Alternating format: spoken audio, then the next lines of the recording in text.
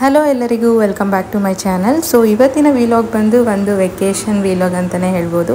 So ಇವಾಗ Dasara already start ಆಗಿದೆ ಮಕ್ಕಳಿಗೆ. ಸೊ ಎಲ್ಲದೂ ವೆಕೇಷನ್ ಹೋಗೋಣ ಅನ್ನೋಷ್ಟರಲ್ಲಿ ನಮ್ಮ ಹಸ್ಬೆಂಡ್ ಅವರ ದೊಡ್ಡಮ್ಮ ಮಗ ಅಂದರೆ ಅವ್ರ ಅಣ್ಣ ಆಗಬೇಕು, ಅವರು ನಮ್ಮ ಕಡೆ ಬನ್ನಿ ತಿರುಪತಿ ಕಡೆ ಅಂದರು. ಸೊ ಹೆಂಗೂ ದರ್ಶನ ಮಾಡಿ ಆಲ್ಮೋಸ್ಟ್ 1 ಇಯರೇ ಆಯಿತು. ಸೊ ದರ್ಶನವೂ ಆಗುತ್ತೆ, ವೆಕೇಷನ್ನು ಆಗುತ್ತೆ ಅಂತ ಇವಾಗ ಎಲ್ಲ ತಿರುಪತಿಗೆ ಹೋಗ್ತಾ ಇದ್ದೀವಿ.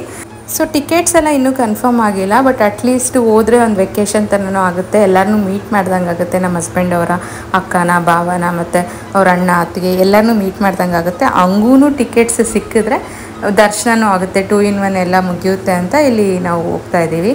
ಸೊ ಆನ್ ದ ವೇ ಒಂದು ದೇವಸ್ಥಾನ ಇದೆ ಕಾಣಿಪಾಕಂ ಅಂತ, ಗಣೇಶನ ಗುಡಿ.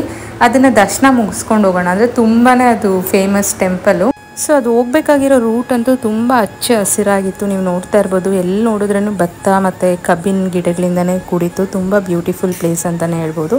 ಸೊ ಆ ಜರ್ನಿ ಕೂಡ ತುಂಬಾ ಪೀಸ್ಫುಲ್ಲಾಗಿ ಚೆನ್ನಾಗಾಯಿತು. ಸೊ ಇನ್ನೇನು ಲೈಕ್ ಕಾಣಿಪಾಕಂ ಇನ್ನೇನು ರೀಚ್ ಆಗಿದ್ದೀವಿ.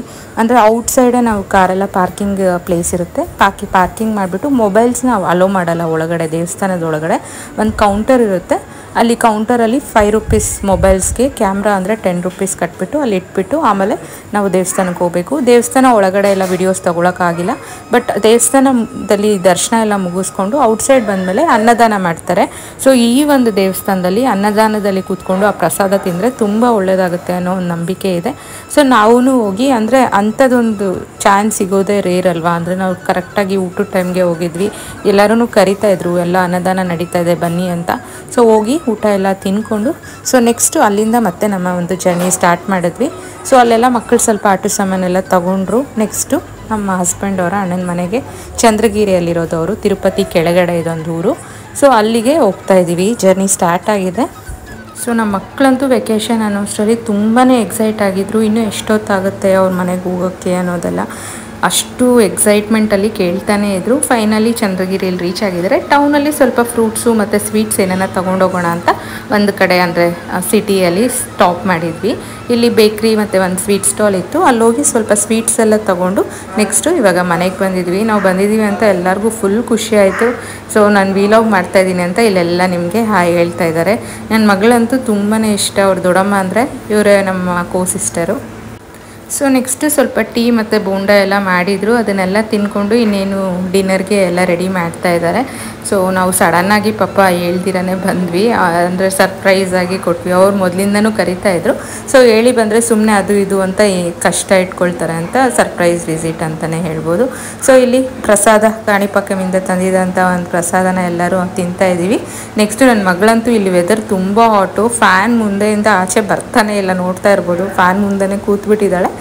ಸೊ ಇಲ್ಲೆಲ್ಲ ನಮ್ಮ ಕೋ ಸಿಸ್ಟರ್ ಅಂದರೆ ನಮ್ಮ ಅಕ್ಕ ಆಗಬೇಕು, ಎಲ್ಲ ನಾಳೆ ಒಂದು ಬ್ರೇಕ್ಫಾಸ್ಟ್ಗೆ ಇಡ್ಲಿ ದೋಸೆ ಬ್ಯಾಟರ್ ಎಲ್ಲ ಪ್ರಿಪೇರ್ ಮಾಡಿ ಇಡ್ತಾ ಇದ್ದಾರೆ. ಅದಾದಮೇಲೆ ನಮ್ಮ ಹಸ್ಬೆಂಡ್ ಅವರ ದೊಡ್ಡಮ್ಮ ಇವರು.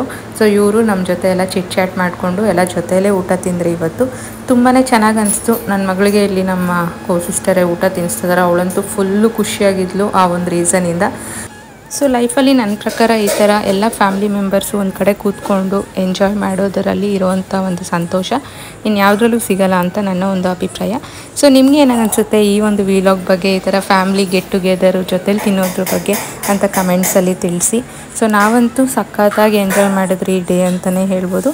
ಸೊ ಇದೆಲ್ಲ ಆದಮೇಲೆ ನಮ್ಮ ಕೋ ಸಿಸ್ಟರು ಸ್ವಲ್ಪ ಕೋನ್ಸ್ ಎಲ್ಲ ತಂದಿದ್ರು. ನನ್ನ ಮಗಳಿಗೆ ಇಷ್ಟ ಮೆಹಂದಿ ಅಂತ ಅವ್ರಿಗೆ ಗೊತ್ತು. ಸೊ ಅದರಿಂದ ಅವಳು ಬರ್ತಾ ಇದ್ದಾಳೆ ಅನ್ನೋಷ್ಟರಲ್ಲೇ ಕೋನ್ಸ್ ಎಲ್ಲ ತರಿಸಿದ್ರು. ಇಲ್ಲೆಲ್ಲ ಅವಳಿಗೆ ಮೆಹಂದಿ ಆಗ್ತಾ ಇದ್ದಾರೆ. ಸೊ ಈ ರೀತಿ ಅವಳನ್ನ ಯಾವಾಗೂ ಬಂದಾಗೂ ಸ್ಪೆಷಲ್ಲಾಗಿ ಫೀಲ್ ಮಾಡಿಸ್ತಾರೆ. ಸೊ ನನ್ನ ಒಂದು ದಿನ ಹೀಗಿತ್ತು. ನಿಮಗೆಲ್ಲ ಈ ವಿಲಾಗ್ ಇಷ್ಟ ಆಗಿದೆ ಅಂತ ಭಾವಿಸ್ತಾ ಇದ್ದೀನಿ. ಸೊ ನಿಮ್ಮ ಒಂದು ಫ್ಯಾಮ್ಲೀಸಲ್ಲಿ ಇದೇ ರೀತಿ ಚೆನ್ನಾಗಿ ಜೊತೆಲಿದ್ದಾಗ ಎಂಜಾಯ್ ಮಾಡ್ತೀರಾ, ಯಾವ ರೀತಿ ಎಂಜಾಯ್ ಮಾಡ್ತೀರಾ ಅನ್ನೋದನ್ನು ನನಗೆ ತಿಳಿಸ್ಕೊಡಿ. ಸೊ ಈ ವಿಲಾಗ್ನ ಕೊನೆ ತನಕ ನೋಡ್ತಾ ಇರೋ ನಿಮ್ಮೆಲ್ಲರಿಗೂ ಥ್ಯಾಂಕ್ಸ್ ಹೇಳ್ತಾ, ಯಾರೆಲ್ಲ ಇನ್ನೂ ನನ್ನ ಚಾನಲ್ಗೆ ಸಬ್ಸ್ಕ್ರೈಬ್ ಮಾಡ್ಕೊಳ್ತೀರಾ ನೋಡ್ತಾ ಇದ್ದೀರಾ, ಇಲ್ಲಾಂದರೆ ನೀವೇನಾದರೂ ಫಸ್ಟ್ ಟೈಮ್ ವ್ಯೂವರ್ಸ್ ಆದರೆ ದಯವಿಟ್ಟು ಸಬ್ಸ್ಕ್ರೈಬ್ ಮಾಡ್ಕೊಳ್ಳಿ ಅಂತ ಹೇಳ್ತಾ ಈ ವಿಲಾಗ್ನ ನಾನು ಇಲ್ಲಿಗೆ ಮುಗಿಸ್ತಾ ಇದ್ದೀನಿ. ಮತ್ತೆ ಸಿಗೋಣ.